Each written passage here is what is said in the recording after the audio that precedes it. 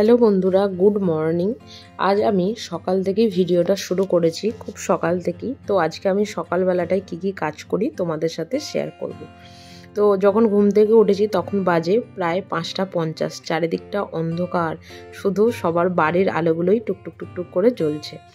তো আমি সকাল সকাল উঠে বাড়ির ভেতরটা এবং বাইরেটা ভালোভাবে ঝাঁটটার দিয়ে নিয়েছিলাম। তারপরে আস্তে ধীরে মোছামুছিটা করে নিচ্ছিলাম।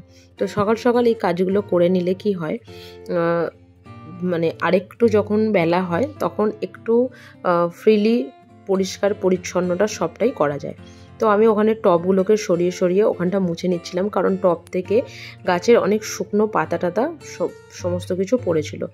তো যেহেতু রেন্টের বাড়িতে থাকি, তো রেন্টের বাড়িতে থাকলেও এটা আমাদেরই বাড়ি, তো সব কিছুকে পরিষ্কার পরিচ্ছন্ন করে রাখাটা হচ্ছে আমাদের একটা দায়িত্বের মধ্যে পড়ে।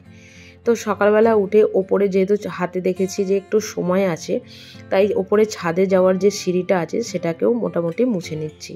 আমাদের বাড়িতে যে আঙ্কেল থাকেন, মানে যিনি বাড়ির মালিক আর কি, উনি আমায় বলেছেন যে বাড়িটা তোমাদের, একটু পরিষ্কার পরিচ্ছন্ন করে রাখার দায়িত্বটাও কিন্তু তোমাদের। তো সেই হিসাবে বাড়িটাকে একটু পরিষ্কার পরিচ্ছন্ন করে রাখার চেষ্টা করি। তো এরপর বাড়ির বাইরেটা মুছে এসে এবার বাড়ির ভেতরটা মোছার পালা।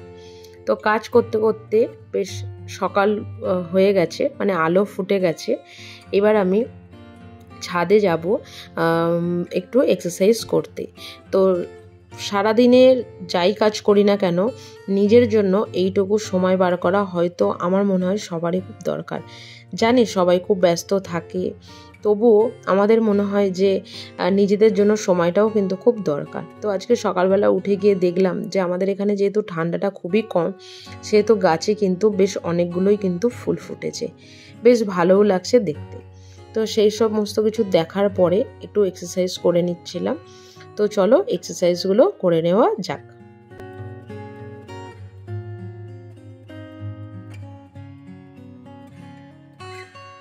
সকালবেলা বেশ কিছুটা এক্সারসাইজ করে নেবার পরে দুজনে মিলে বেরিয়ে পড়েছিলাম হচ্ছে রাস্তায় মর্নিং ওয়াকের জন্য। তো মোটামুটি ওই 1 ঘন্টা মতন আমরা রাস্তায় মর্নিং ওয়াক করতে যাই। তা এই রাস্তাটা বেশ ফাঁকাই থাকে এবং চারিধারে অনেক দেখি ফুল ফুটে থাকে, কিন্তু এখানকার ফুল কেউ তোলে না, কেন জানি না। তো যাই হোক, এটা আমরা অন্য একটা রাস্তার দিকে চলে গেছিলাম। তো এই রাস্তার মধ্যে একটা মন্দির আছে। তো আগের দিন আমরা সেই মন্দিরটাতে ঢুকবো বলে ঠিক করেছিলাম, কিন্তু সেই মন্দিরটাতে ঢুকিনি। তার কারণ হচ্ছে কে কি বলবে না বলবে, একটা অজানা জায়গা। তো এটা আমাদের বাড়ি থেকে একদম হাঁটা পথে 1 মিনিটের একটা রাস্তা। তো আজকে আমরা যখন মন্দিরটার বাইরে দিয়ে যখন যাচ্ছিলাম, তখন দেখলাম মন্দিরটার ভেতরে খুব সম্ভবত সকালবেলার যে আরতি হয় সেটা হচ্ছিল।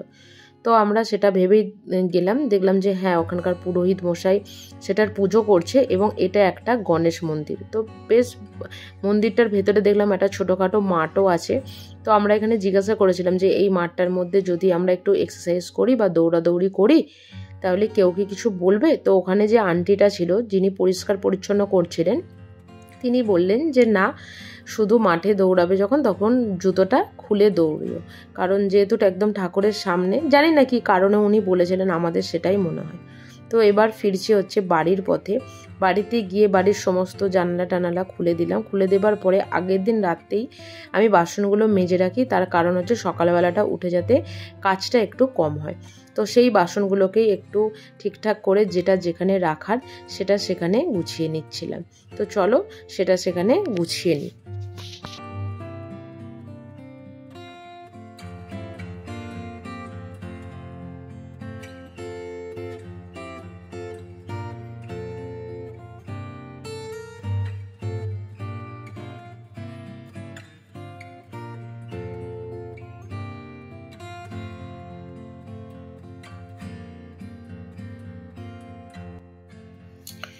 তো এরপর সকালবেলা উঠেই রোজ সকালবেলা 1 গ্লাস যে গরম জল খাই, সেটা নিজের জন্য রেডি করে নিচ্ছিলাম। তারপর আমি করে নিয়েছিলাম হচ্ছে এখানে নিজের জন্য বেশ অল্প পরিমাণে একটু চা। তো চাটা আমি ওই মোটামুটি চিনি বা চা দিয়ে খাই না, একটু অন্য রকমভাবেই খাই আর কি। তো এরপর আমি বিছানাটা পরিষ্কার করতে চলে গেছিলাম, কারণ সকালবেলা উঠে যখন বড়মশাই 10টায় বেরোয়, তো ভালো লাগে না যে বাসি বিছানায় সে বাড়ি থেকে বেরোবে বা কিছু, তাই একদম সকাল সকাল প্রথম এই কাজটা করারই চেষ্টা করি। তো খাটের ওপরে রোজই মোছা হয়, কিন্তু তবুও দেখা যায় রোজই ধুলো, কোথা থেকে যে ধুলো আসে সত্যিই জানি না। তো রোজ রোজ এই কাজটা করে নিলে কি হয়, এখন যেহেতু শীতকাল সবার বাড়িতেই জামা কাপড়টা একটু বেশি হয়ে যায়, তো ওখানে যখন শুকাতে দিলে মোটামুটি ওটা ওখানে শুকিয়েই যায়। তো সকালের ব্রেকফাস্ট তো রেগুলার করতে হয়, তো সেই ব্রেকফাস্টে আজকে ছিল হচ্ছে রুটি, এবং কোনোদিনও আমি সব সবজি দিয়ে একটা ভাজা, যেটা আমি কোনোদিনও করিনি। তো আজকে বাড়িতে বিনস ছিল ক্যাপসিকাম, গাজর, সমস্ত কিছুই সবজি আজকে ছিল। তাই একবার ভেবেছিলাম যে এটাকে একটু তরকারি টাইপেরই করব, কিন্তু বড়মশাই বলল যে সেটা একটু ভাজা করলে নাকি খেতে ভালো লাগে। তো যাই হোক, আমিও কোনোদিন রান্নাও করিনি ওটা এবং খাইও নি। তো আটা যখন মেখেইছিলাম, মোটামুটি দুবেলার জন্যই মেখে নিয়েছিলাম, যে সকালেও হয়ে যাবে রাতেও হয়ে যাবে। তো সেই হিসাবে টিফিন কৌটো করে সেটাকে একটু ফ্রিজের মধ্যে রেখে দিয়েছিলাম। তো এবার সকালের যে চাটা আমি রোজ খাই, তো সেই চাটা আমি রেডিও করে নিয়েছিলাম এবং বসেছিলাম। ওই যে বললাম সব সবজি দিয়ে আজকে একটা ভাজা করা হবে, তো বলা হয়েছিল এখানে একটু আলু দেওয়ার জন্য। আমি আলুটাকে একটু অ্যাভয়েডই করলাম, কারণ সবজিটা অনেক বেশি হয়ে গেছিলো। প্রথমে কেটে নিয়েছিলাম হচ্ছে বিনস, তারপরে কেটে নিয়েছিলাম হচ্ছে ঝিরিঝিরি করে একটু ভাজা ভাজা করার মতন হচ্ছে গাজর, এবং তার মধ্যে দিয়ে দিয়েছিলাম বেশ অল্প পরিমাণে একটু ফুলকপি, এবং সবশেষে দিয়েছিলাম হচ্ছে ক্যাপসিকাম এবং একটু মটরশুঁটি ফ্রিজে ছাড়িয়ে রেখে দিয়েছিলাম। তো সেই মটরশুঁটিটাই একটু নিয়ে নিলাম এবং দিয়ে দিয়েছিলাম হচ্ছে অল্প পরিমাণে হচ্ছে একটা পেঁয়াজ। তো সেই পেঁয়াজগুলো কেটে সমস্ত কিছু পরিষ্কার পরিচ্ছন্ন করে নিয়েছিলাম।